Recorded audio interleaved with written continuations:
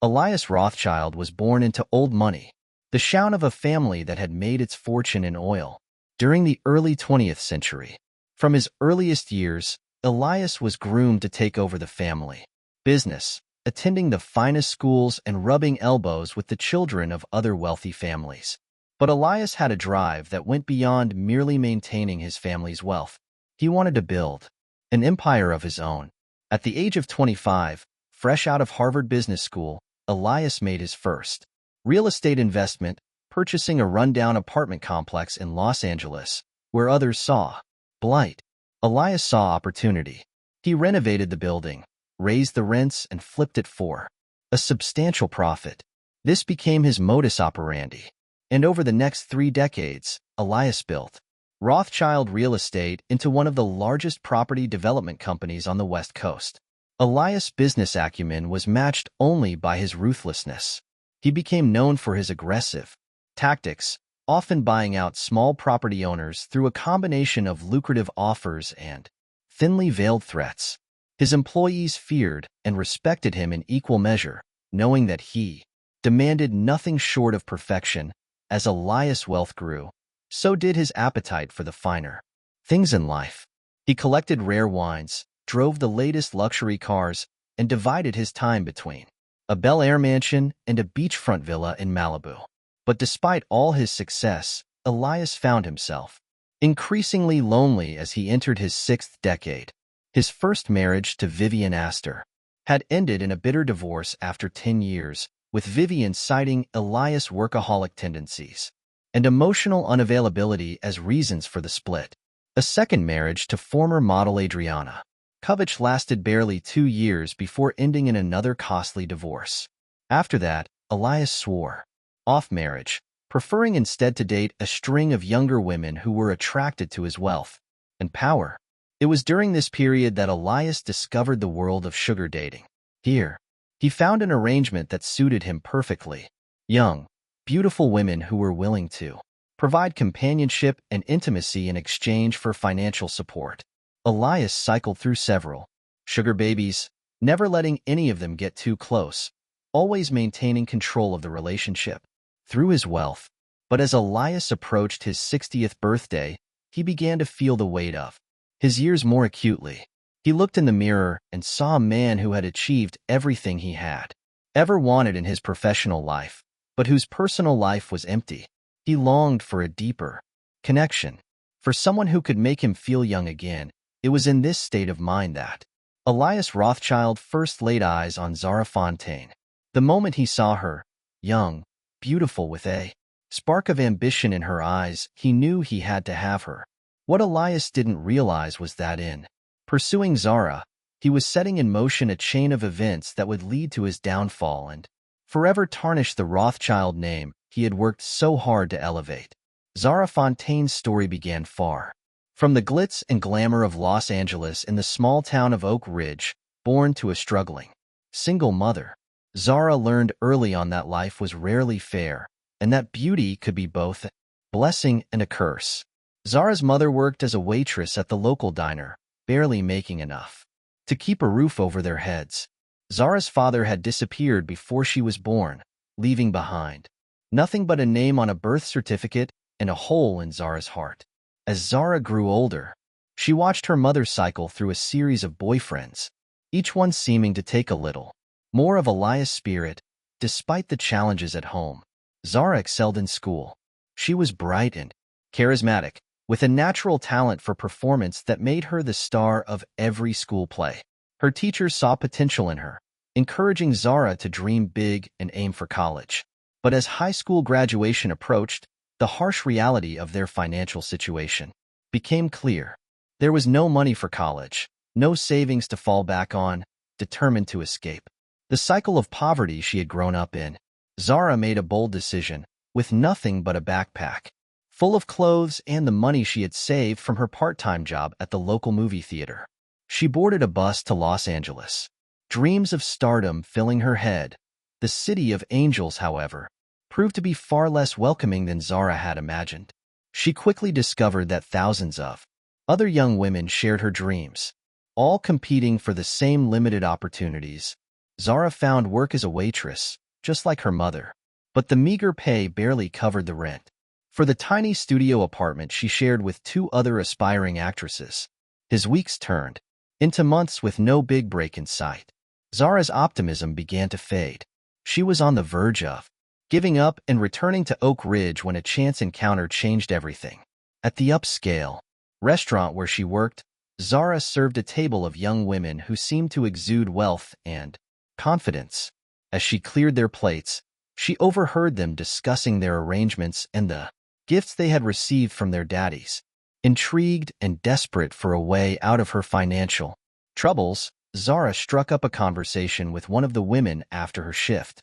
The woman Destiny introduced Zara to the world of sugar dating. She explained how young, attractive women could meet wealthy older men who would provide financial support in exchange for companionship. At first, Zara was hesitant. It felt too much like the life her mother had lived, dependent on men for survival. But as Destiny showed her the designer clothes, the luxury apartments, and the opportunities that came with being a sugar baby, Zara's reservations began to crumble. With Destiny's help, Zara created a profile on an exclusive sugar dating website. She chose her most flattering photos, crafted a witty bio, and waited. Within days, her inbox was flooded with messages from potential sugar daddies. The one message stood out from the rest, an invitation to attend a charity gala as the guest of one Elias Rothschild. Little did Zara know that accepting that invitation would set her on a path that would end in tragedy, forever altering the course of her young life. The hotel ballroom glittered with chandeliers and the jewels of Los Angeles elite. On the night Zara Fontaine and Elias Rothschild first met, Zara, dressed in a borrowed gown and feeling out of her depth, scanned the room nervously until her eyes locked with those of indistinguished older man making his way towards her. Alias, I presume. Zara's voice trembled slightly as she extended her hand. Elias took it, his grip firm and confident. The pleasure is all mine, Miss Fontaine. He guided her into the ballroom with a gentle hand on the small of her back, and Zara felt a shiver run through her body. Whether from excitement or apprehension, she couldn't tell. As the evening progressed, Zara found herself captivated by Elias. He was charming, witty, and seemed genuinely interested in her aspirations. When she mentioned her struggles to break into acting, Elias's eyes lit up. I have connections in the industry, he said. Perhaps I could make a few introductions. By the end of the night, Zara's head was spinning, not just from the champagne, but from the possibilities Elias represented. When he invited her to dinner the following evening, she accepted without hesitation. Their courtship, if it could be called that, moved at a whirlwind pace. Elias wasted no time in showering Zara with gifts and experiences she had only dreamed of. A week after their first meeting, he presented her with a key to a luxury apartment in West Hollywood. You need a proper place to live if you're going to pursue your career, he explained, as Zara stared in disbelief at the spacious sunlit rooms. Designer clothes filled her new closet. A gleaming sports car sat in her designated parking spot, and Elias' Black American Express card found its way into her wallet for emergencies.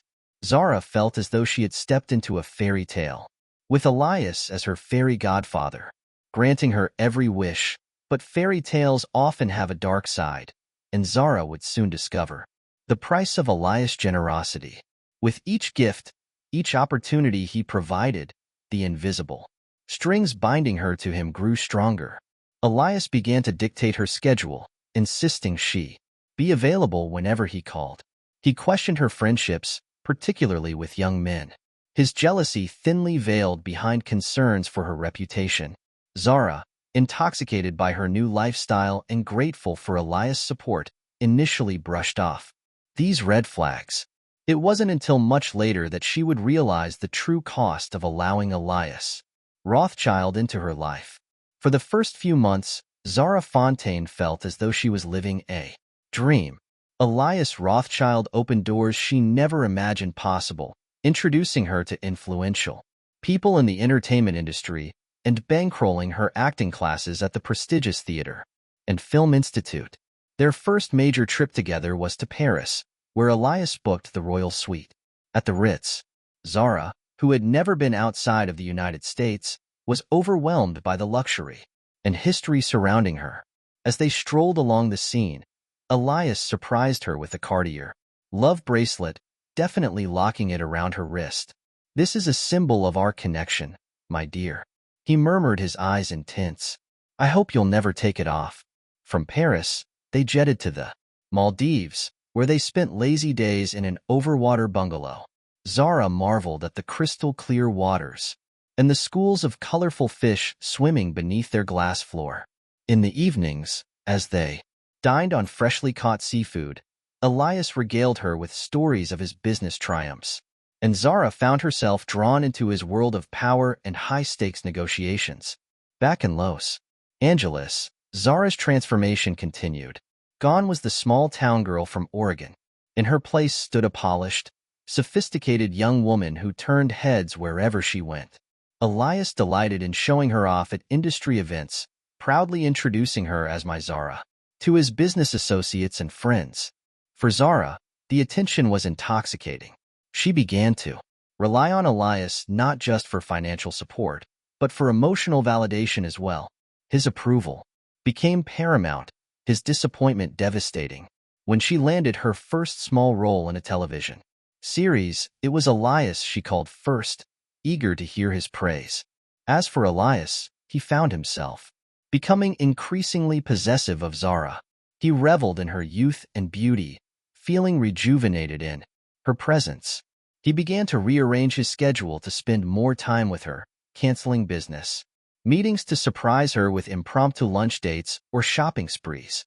In the early days of their arrangement, Zara found herself both nervous and excited by Elias' experienced touch.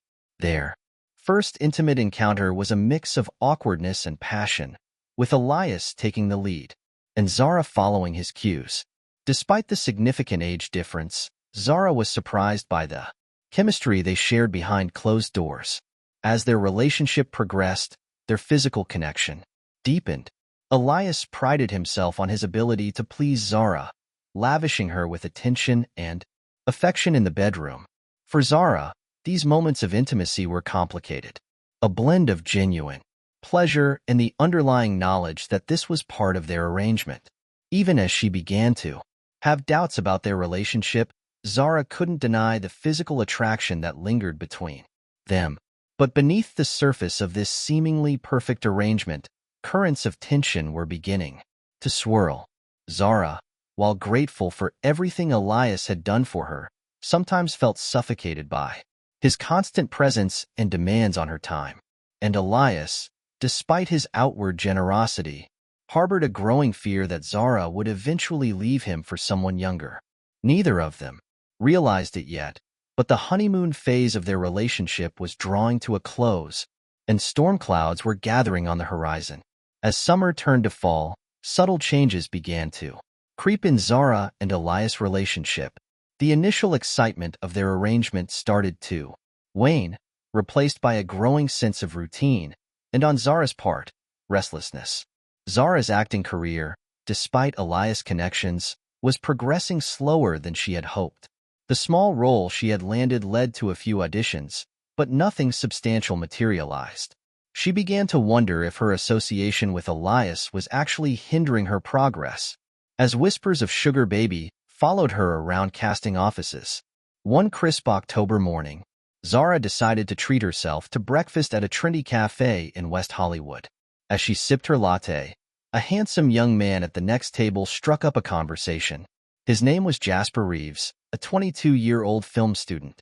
Jasper's easy charm and shared passion for cinema drew Zara in, and before she knew it, hours had passed in animated discussion. For the first time in months, Zara felt a spark of genuine connection. Jasper saw her as an equal, not as an accessory or a project. When he asked for her number, Zara hesitated only briefly, before giving it to him, justifying it to herself as networking. Over the next few weeks, Zara found herself texting Jasper frequently. They met for coffee again, then for drinks. Each time Zara told herself it was innocent, just a friendship, but deep down, she knew she was treading on dangerous ground. Elias, meanwhile, was not blind to the changes in Zara. He noticed her increased distraction, the way she guarded her phone, the vague explanations for her whereabouts.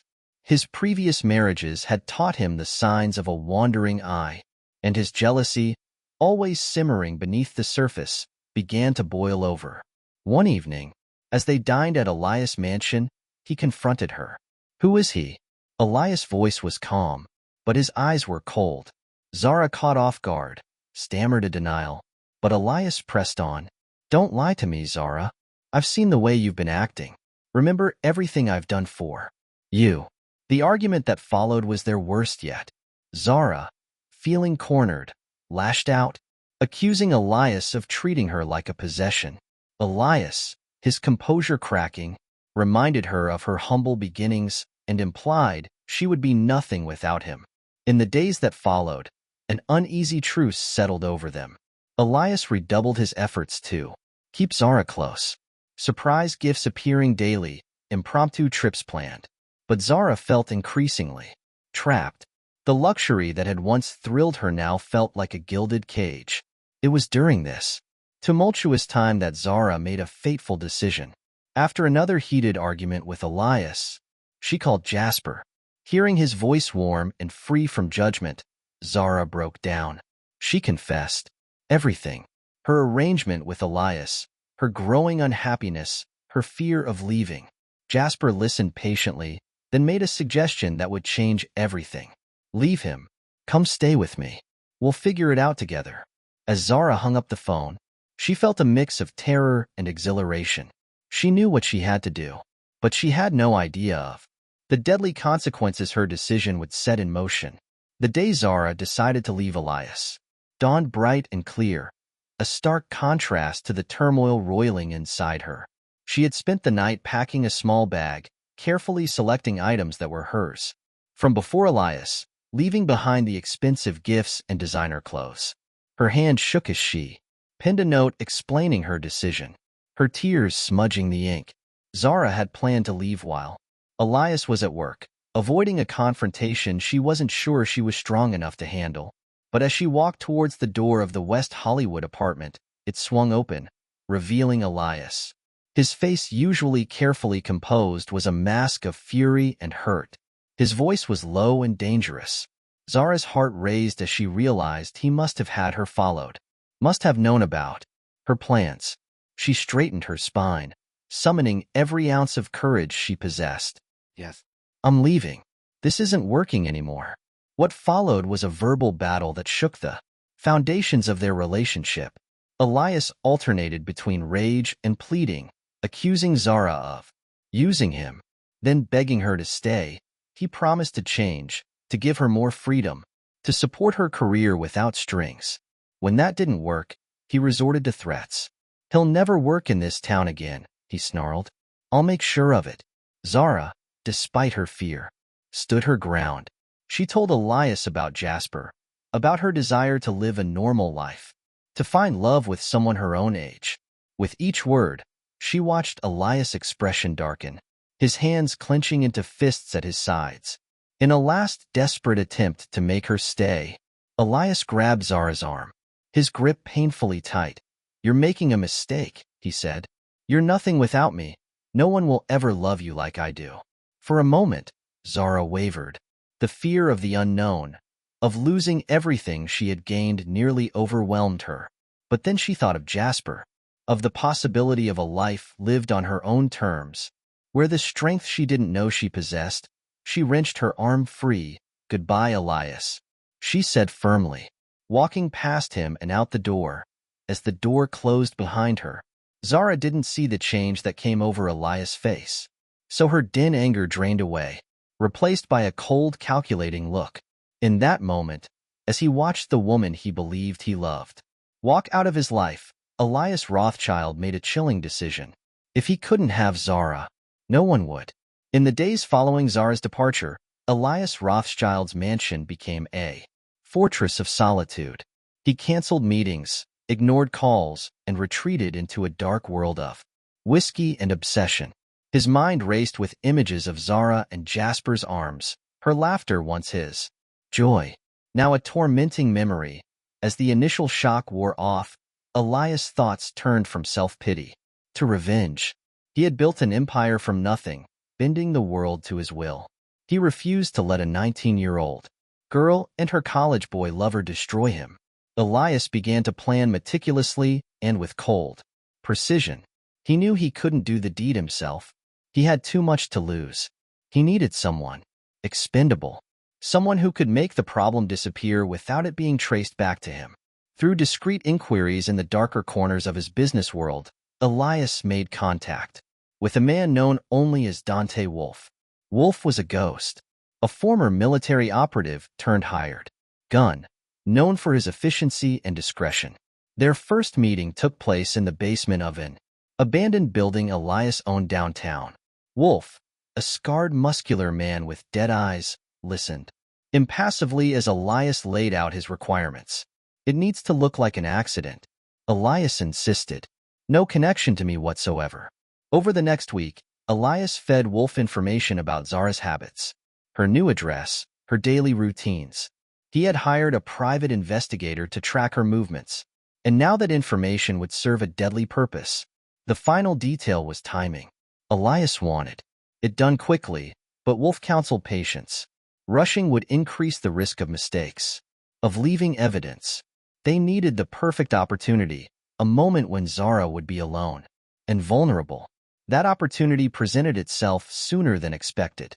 Through his sources, Elias learned that Zara had landed a small role in an independent film shooting in a remote area of Los Angeles. She would be driving there alone, taking Mulholland Drive late one night after a day of auditions. When Elias relayed this information to Wolf, the hitman nodded grimly. As Wolf left to make his final preparations, Elias poured himself another drink, staring out over the twinkling lights of Los Angeles. He thought of Zara, of her smile, her dreams, her betrayal. For a moment, his resolve wavered. Was he really going to go through with this? But then he imagined her with Jasper, young and in love, building a life without him. His grip tightened on the glass until it shattered, shards cutting into his palm. He barely noticed the pain or the blood. His decision was made. Zara Fontaine had to die. The evening of July 15th was unusually cool for Los Angeles. A light fog rolling in from the ocean and shrouding the city in a ghostly mist. For Zara Fontaine, it was a day filled with promise and nervous excitement. She had spent the afternoon in a callback audition for a supporting role in a major studio production, and the director had hinted that the part might be hers. As she left the studio, Zara's first instinct was to call Elias and share her news. Her finger hovered over his name in her contacts before she caught herself. The habit of months not easily broken. Instead, she called Jasper, her heart lifting at the sound of his encouraging words and genuine excitement for her potential break. "Jasper, I wish you could come with me tonight," Zara said as she climbed into her car, a modest Honda Civic that felt like freedom after months of being chauffeured in luxury vehicles. But Jasper had a major project due for his film class and couldn't make the trip to the shooting location. "Drive safe," he told her. "Call me when you get there." Zara set out on Mulholland Drive, the winding road dark and misty before her. She felt a sense of unease settle over her. She chalked it up to nerves about the shoot and the lingering fear that Elias might try to sabotage her fledgling career. She turned up the radio, singing along to distract herself from her darkening thoughts. Meanwhile, Dante Wolf was already in position. He had scouted the route meticulously, identifying the perfect spot for what would appear to be a tragic accident, a sharp turn with a steep drop-off. The guardrail mysteriously weakened. All it would take was a nudge at the right moment. Wolf sat in his nondescript black SUV, engine idling, watching the road with the patience of a predator. When he saw the headlights of Zara's Civic approaching, he pulled out slowly, falling into place behind her. Inside her car, Zara noticed the SUV in her rearview mirror. A flicker of unease passed through her as she realized how alone she was on this isolated stretch of road. She pressed down on the accelerator, eager to put some distance between herself and the other vehicle. Wolf matched her speed easily, drawing closer. Just before the fateful turn, he made his move, accelerating hard and clipping the rear of Zara's car. The Civic fishtailed, tires screeching as Zara fought for control. For a heart-stopping moment, it seemed she might recover. But then the car hit the weakened section of guardrail. The world tilted and spun. As the Civic plunged down the hillside, Zara's scream was cut short as the car rolled, metal crumpling, glass shattering. When it finally came to rest at the bottom of the ravine, an eerie silence fell. Wolf pulled over and peered down at the wreckage. Satisfied that no one could have survived the crash, he pulled out a burner phone. "It's done," he said simply before tossing the phone over the cliff to join the wreckage. But fate, it seemed, had other plans. As Wolf drove away, confident in a job well done, he didn't notice the faint movement in the twisted metal below. Zara, barely conscious and badly injured, was alive. Through a haze of pain and confusion, Zara managed to pull herself from the wreckage. She knew she needed help, but her phone was shattered, useless. With no other option, she began to crawl, each movement agony driven by a primal will to survive. As dawn broke over Los Angeles, a jogger would make a gruesome discovery. Zara's battered body, barely clinging to life, half hidden in the underbrush beside Mulholland Drive. The discovery would set in motion an investigation that would unravel the dark secrets behind her accident and expose the deadly obsession of one of LA's most powerful men. Detective Imogen Watson arrived at the scene as the first rays of sunlight were breaking through the morning mist. Watson was a rising star in the LAPD, known for her keen eye and relentless pursuit of the truth. As she surveyed the crash site, something nagged at her instincts: the skid marks on the road, the damage to the guardrail. It all seemed too neat, too perfect for a simple accident. Her suspicions deepened when she learned the identity of the victim. Zara Fontaine, miraculously still alive but in critical condition, was no stranger to the gossip columns.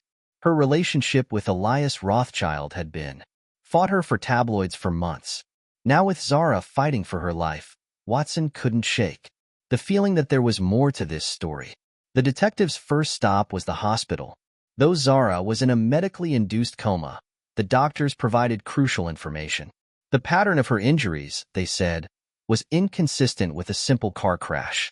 There were defensive wounds on her arms, suggesting a struggle had taken place after the initial impact. Watson's next move was to interview Jasper Reeves, the last person known to have spoken with Zara. The young film student was distraught, blaming himself for not accompanying her on the drive.